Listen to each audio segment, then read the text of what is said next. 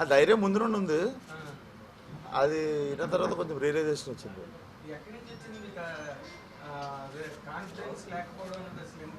నాకు లేదని ఎప్పుడు చెప్పినా సార్ మీకు. అది సరదాగా అనుకున్నాం అంతే. అది సరదాగా తీసుకున్నది మీరు సీరియస్ తీసుకున్నట్టు. కానీ నాకు కాన్ఫిడెన్స్ లేదని ఆయన అనలేదు. ఆయన నోటితో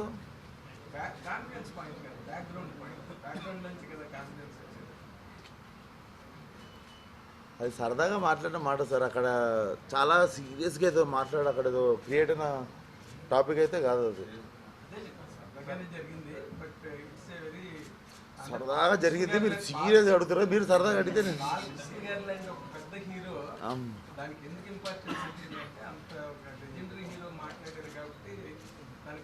లేదు సార్. ఆయన ఎంత మంచోడు అంటే చాలా సీరియస్ టాపిక్ని కూడా చాలా కామెడీగా చాలా జోవియల్గా తీసుకునే మనిషి.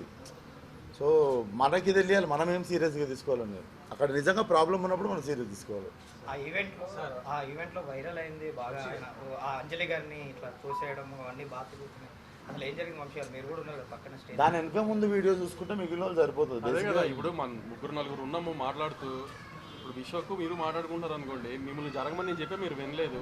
విశ్వకు మీకు మంచి రిలేషన్ ఉంది, క్యాజువల్గా వెనక్కన్నారు. అది జరిగింది అక్కడ. కానీ కాంట్రవర్సీ చేయాలని ప్లాన్ చేసి కాంట్రవర్సీ చేసిన వాళ్ళ గురించి మీరు ఎందుకు దానికి ఇంపార్టెన్స్ ఇస్తున్నారు? ముగ్గురు ఫ్రెండ్స్ కూర్చొని మాట్లాడుకుంటే క్యాజువల్గా నేను జరుగు అంటే మీకు వినపడలా.